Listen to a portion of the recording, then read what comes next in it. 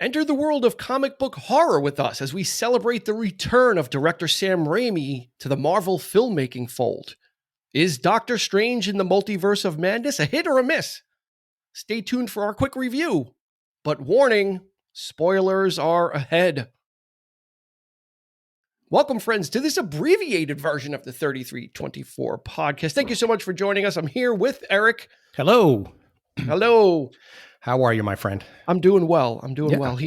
This was a off the cuff, unplanned mini episode that we're going to do. It's kind of a sequel to, I guess, the episode that hasn't come out yet when we talk in our In Excess episode. Yeah. We talk about why didn't we do a Doctor Strange episode? Well, actually, this is the prequel. We're going to have the Doctor Strange episode out before the In Excess episode out. So here it is.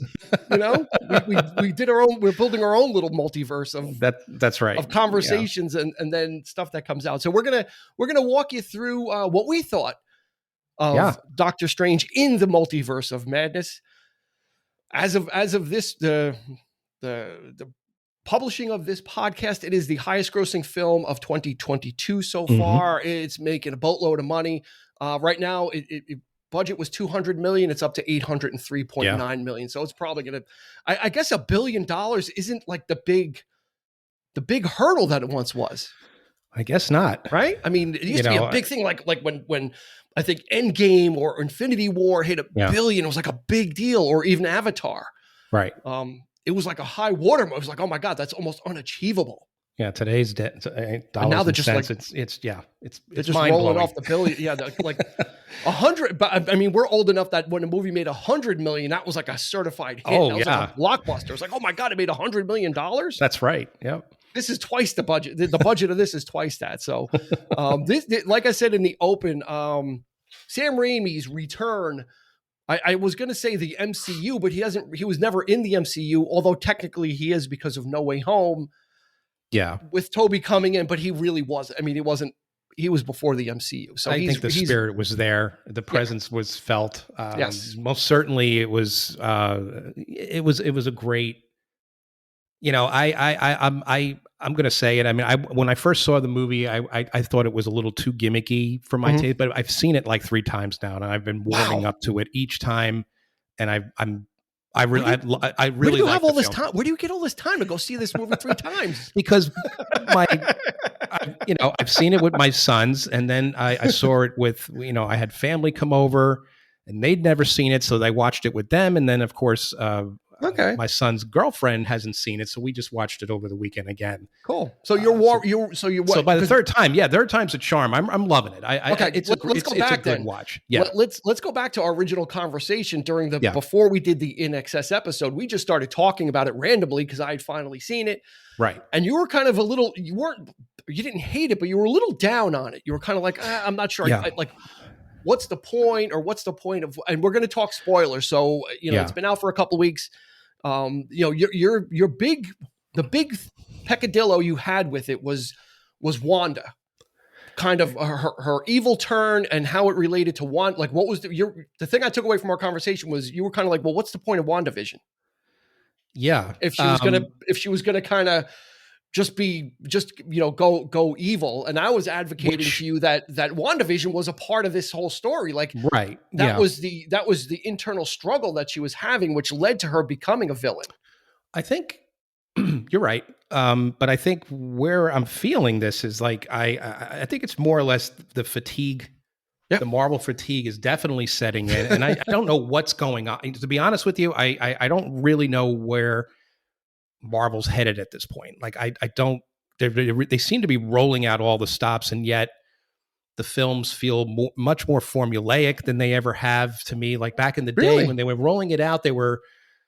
I maintained, like I said it a million times before, and I'll say it again. But to me, the unique thing about the property itself was that the films felt like connected, and they were episodes in themselves, like of a larger narrative. And so in essence, you're going to the theater to watch a TV show, like watching episodes and anticipating that next film to be, you're already thinking about what's coming next. Now at the advent of Disney Plus, you have these TV shows that are sort of filling in these gaps. And I realized, and I stopped and think, and I thought, if you put all the shows that they have right now together, they're all saying the same thing. And I'm kind of guilty of this because I wanted this to happen, actually. So it's a real case of be careful what you wish for, because I wanted them to really address the post snap world of Endgame, of Thanos, and I really wanted them to do it really, really well and treat it seriously. And well, guess what? We got that with all these shows, and that's basically the face of what these shows are. Is the world coming to terms it's world building. It's right.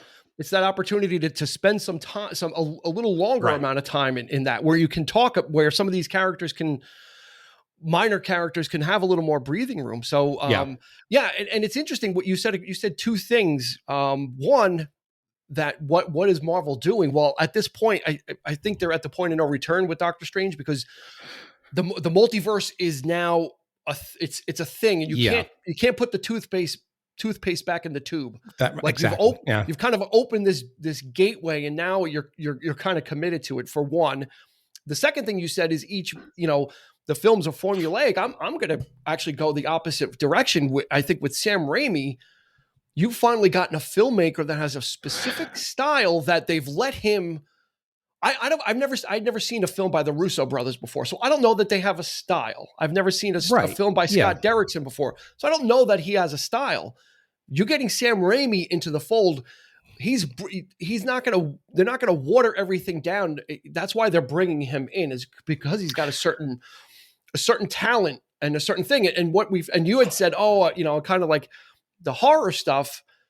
It turns out that was Marvel's idea even before Sam Raimi came on. Even Scott Derrickson, the original, even before Waldron, when Scott Derrickson was working on it, his idea was a horror film as well. So the fact that they were already going in that direction and matched Sam Raimi to it, it's not his fault that it's got the horror. Raimi didn't want the zombies. He didn't want any of that in the film, which is interesting, because those are the moments where you're saying they're addressing Sam Raimi. Yeah, this is a Sam Raimi film. It's a Sam Raimi film, but he didn't want his fingerprints on it. But exactly. So it's not like him saying, "Oh, we're breaking that fourth wall and being, I'm not in myself here. I didn't want this." Self-aware. Yeah.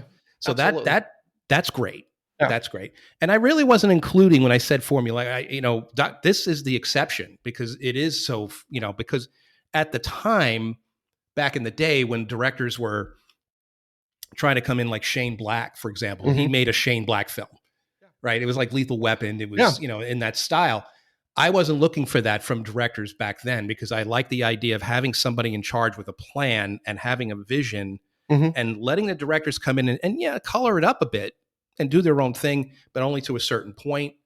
But because we have something we know what we're doing here. We know where we're going with this.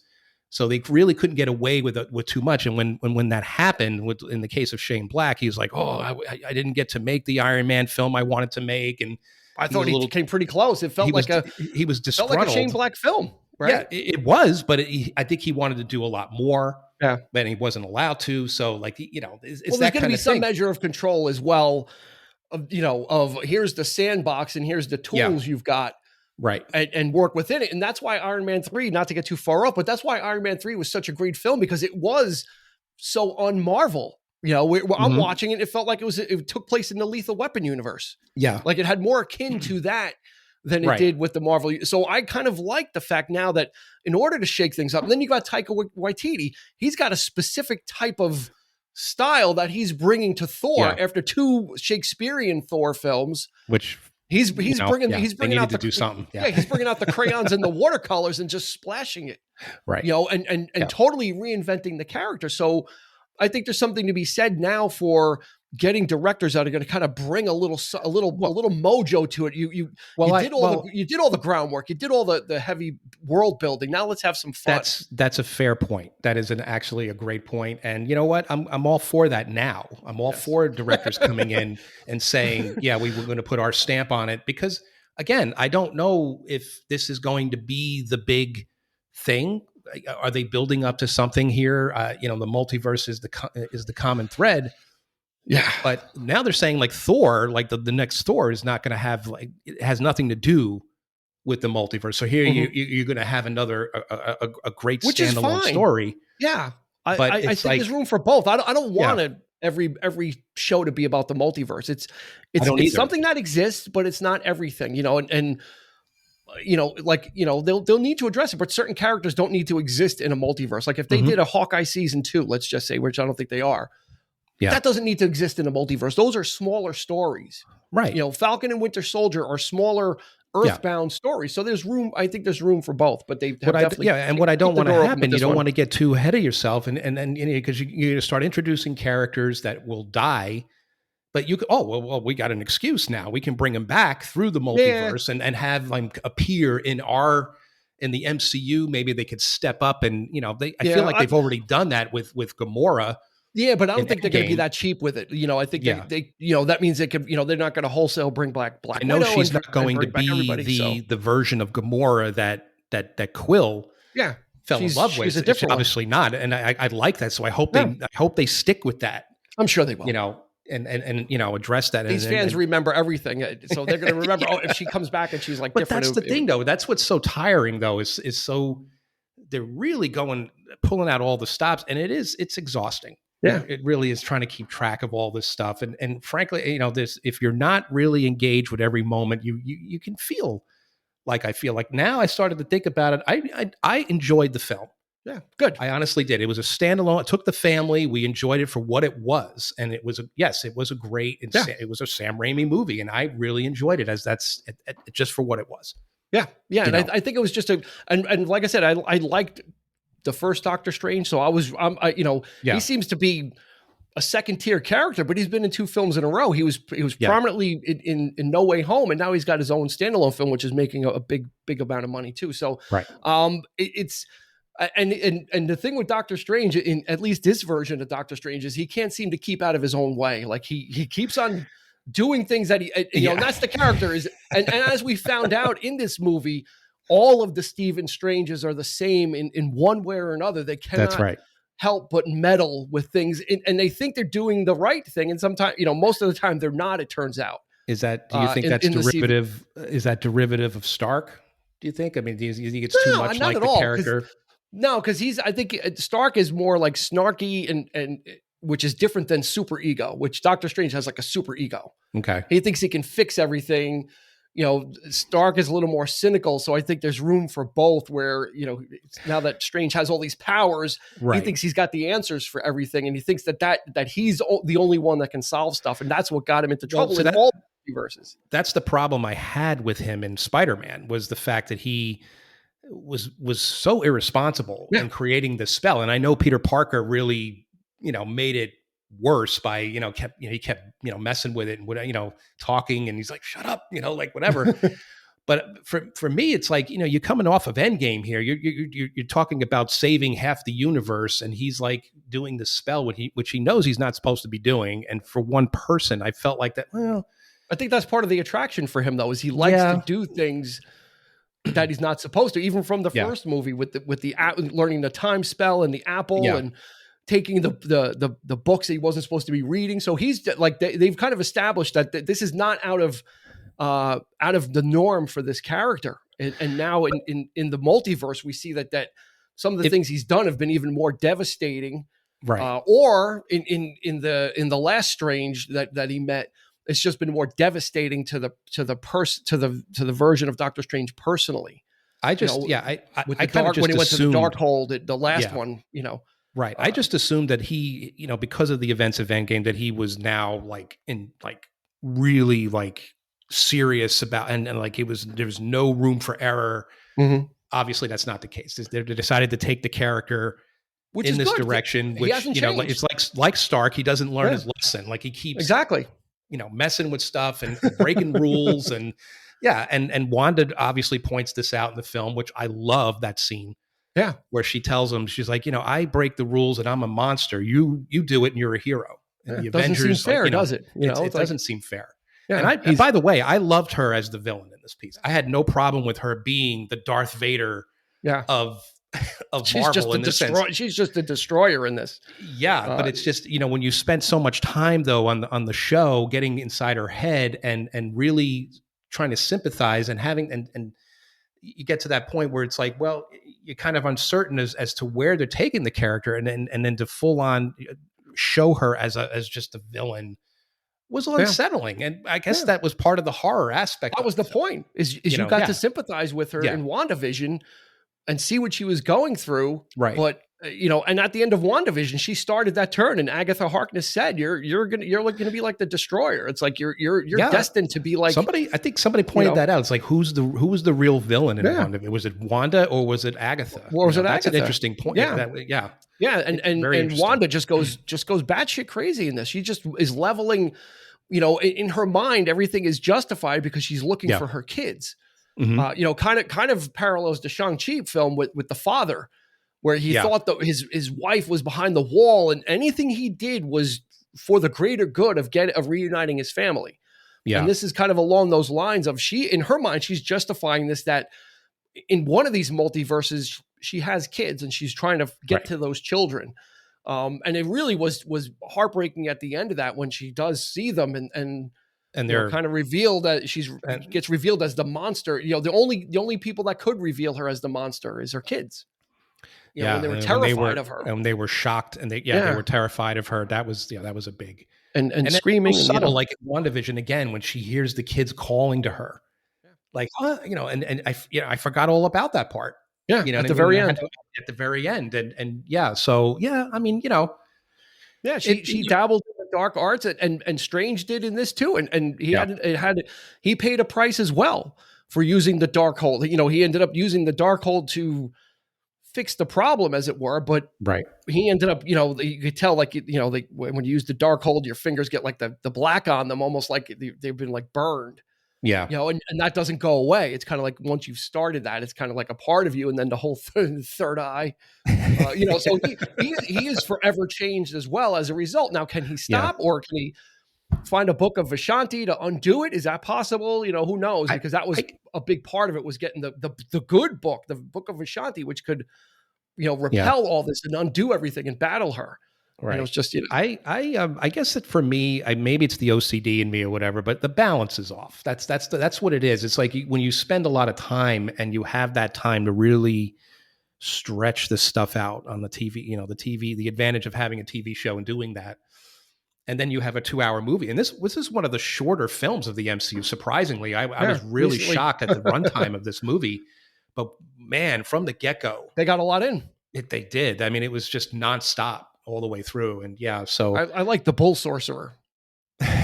He's cool. And he made it to the end. So I was happy to see. So let's talk some spoilers. Okay. What did you think of Xavier 97?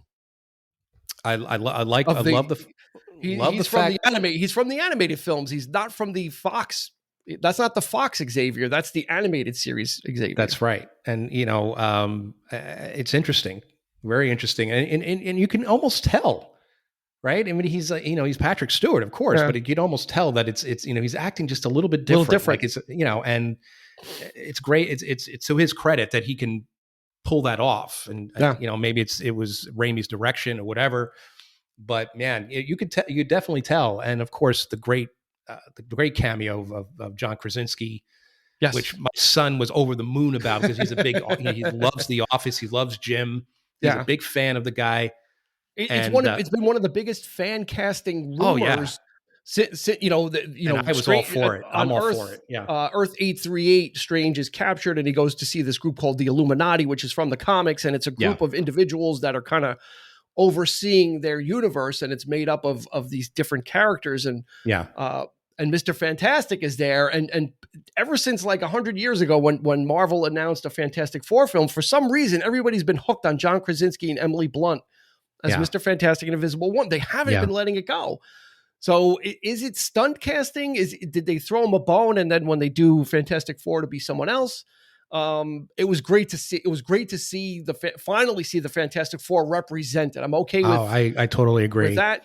The only bone I had to pick was his effect of the stretchy thing. Again, that's still something someone needs to come up with something a different way. It's we talked about it. It's kind of there's no he's always going to be cartoony just because of his powers. That's right. He can make a parachute. He can do this. He can do so. by definition, his powers are kind of goofy anyway, but there's got to be a way to kind of make it just a little bit, I don't know, that cooler expectation is high there. Yeah. And especially coming from Marvel with everything they've done. Right. So, and then you've got Captain Carter. He really didn't see a lot of that happening, you know. I mean, luckily, thank God. Thank God. Yeah, they kind of. Yeah. I mean, these guys got dispatched pretty quickly. They were kind of full of themselves. We got to see Captain Carter, who made her first appearance in What If. So, you know, they're tying all these things together. They're bringing that in. You know, Monica Rambeau as this version of Captain Marvel. Oh, that was so great because I heard a lot of fans were not, as much as people hate Brie Larson as the character. They're even like they hate her even more for some reason. Well, and she was fine with me. When she was like, I'll take care of your, you know, your witch or whatever, and Strange is like, no, you won't. it's coming. She's coming. You know, you better run. You know, I love that. I was just so oh my God. No, I had no problem with her. And then the return of Black Bolt as well, who really got done dirty in the one season, if it even made it, of the Inhumans. I think it was television like maybe series. 4 episodes in, and they just and they chopped the legs out from under it, but they brought back Anson Mount as the comic accurate Black Bolt as well, with the correct headpiece. Yeah, and so that was kind of neat. So they kind of teased what could be in these universes by really laying out like 5 totally new characters. That people have been waiting to see. So that was kind of neat. They didn't even get a chance to overstay their welcome. They were unceremoniously shown the door by Wanda in pretty short order. And what do you think? I mean, was it too short? I mean, I think that's one of the major critiques of the film is the cameos felt slight. They weren't, you know. But that's the thing. It's like the expectation is so high. You know what I mean? Like that. Yeah. What are you really expecting here? I'm actually glad that they toned it down, because there were rumors of all kinds of characters coming in and out of this thing. And Loki was supposed to be in it again, and just kind of Tom Cruise as Iron Man, and you know, you're better off wanting more. That's the thing is, I totally agree. With No Way Home, if you got all these characters in, you know, you're piling them in, then you're running out of story time. So for this, they kind of, it's an alternate universe, so they can all get squashed like toads. That's, you know, they can all kind of make their appearance and serve the story. Right. They were very very foolish to think that they were going to be able to handle her. So that kind of you made that point. You just hit it on the head. I saw them as a great plot device in the film. Yeah. They were just there for a reason, just to further to show the power of Wanda and to really. Yeah, they weren't introducing them as, okay, you know, we're going to fight alongside, and now you have all these people. Yeah. It's like, here's another alternate version of these people, and they just got blasted. And I mean, it was good. It was just enough. I hated seeing them all get killed so quickly, but you got to move on from it. You can't stop and stay there forever, because there was so much other stuff that needed to be gotten to. And you know, Strange needed his full story, you know, and I think that was the key, is you needed to kind of move past it. And I liked that. I like how like depressing it looked, and you know, like when he got to the final Strange, and everything was like kind of all inky and kind of losing control, and there's like the one, you know, Strange that kind of failed, and he's kind of locked himself away and doesn't want to deal with stuff. And it is one of the more interesting looking films, and that of course that all that has to do with Raimi. It's people were a little off put by the beginning with the star thing, whatever that thing was, Giganto, with the big eye, and I loved him. Which of course is a callback to the Suicide Squad. I was like amazed at how similar this character actually was. Starro, Starro. And of course, there's that ongoing debate with my sons, like, who came first, DC or Marvel, who created this character? I think Giganto might have been first. He's been around a while. Okay. But it was great. I love those action sequences. Everything was just executed really well. The horror elements with the zombie Strange was kind of creepy and cool, off-putting. Definitely not, in the kid range of some of the other films like Guardians of the Galaxy. I mean, some of the stakes are high, but that's obviously much more lighthearted and kind of dare I say, goofy in the MCU, but this was straight up kind of serious stuff. And the amount of people that got killed by Wanda, it was just kind of a serious stakes. It was kind of a downturn as far as like the mood and the tone of these films. It was very like Empire Strikes Back-ish, meaning like absolutely was kind of going against them. Yeah, and I'm glad that they didn't keep using the same effects of the Doctor Strange world. Like they didn't copy like in No Way Home they did with the mirror universe and the his realm of when everything's upside down like Inception with the buildings. I'm glad they didn't do that. It was all new. It was a fresh look at this, of what he can do and what what it looks like in the multiverse and that kind of thing. I love when they went, when that first city and you actually had trees growing out of buildings, all that colorful. That was wild. That was thanks to America. Thanks to America Chavez, who we didn't talk about, who's got a very special ability that she's not able to control, and she's gonna figure heavily as she has to going forward because right now she's the only one that can consciously open multiverse portals to specific areas. So she couldn't control it in the beginning, but she has the ability to go to particular multiverses once she even gets better at using it. And that was the whole plot device, is that Wanda's trying to get America Chavez and get her powers so she can then go to the different multiverses and find her children. And that's really what the whole story is about, is the pursuit of America Chavez. And she ends up finding this Earth's Stephen Strange when she was working with other ones throughout the different multiverses, and encounters this one and enlists his help. And that's when things just really go kind of south for everybody. Goes bad pretty much for everybody almost. Yeah, so pretty much. I had heard that there was a deleted scene. I think the film was supposed to open with Mordo, who was from the first Doctor Strange film. This is not the alternate variant. This is the proper the sorcerer hunter, the one that was going to kill Hunter. He's actually going after Wanda, and in the opening scene of the movie, he was supposed to have Wanda kill him outright, which would have been save him. I like Mordo. I do too. Save him for another. But it was odd that he wasn't in it. Yeah, it was odd that we only got to see a variant of him, not. We got to see the somewhat nicer one, I suppose, but somewhat nicer. So I actually probably would have preferred to see him over his girlfriend. I forget her name. Christine Palmer? Christine, yeah. I mean, I don't really think that she's one of those things that, I think she was just there to be there. I don't really feel like she contributed much to the story. That helped tie up his inner conflict, was always how selfish he was, what a bastard he was to her, how he's just always puts people, at arm's length, and she was able to help him reconcile that. Because there's those duplicate scenes in Doctor Strange when he gets stabbed and is in the hospital, and she's kind of keeping him alive. They kind of duplicate that when he's in the evil Doctor Strange's thing, and she's trying to keep him alive. The alternate is trying to keep him alive too. So kind of mirrored that, and that was part of his character arc. Yeah, was understanding that he's not the savior of the world, and it's not always on him, but he always assumes it's on him to fix everything, or he just takes that mantle, and that was and him letting go of Christine kind of helped him with that. So she was kind of important in that aspect of his backstory. Could they have wiped it out pretty quick? Yeah, they probably could have done it pretty quick. But I like that you get some side characters that they bring in too. So all in all, what did you think? You kind of, again, were a little sour on it. I'm not going to say you were totally down on it, but you said you changed. So what do you think? I just wasn't sure. I was on the fence about it. Like I said, it's the fatigue talking, honestly. And that's really true. It really is. It's just, but I give it a solid B+.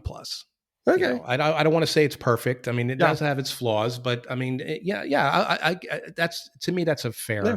I'll give it an A-, mainly because it's also something we haven't seen before.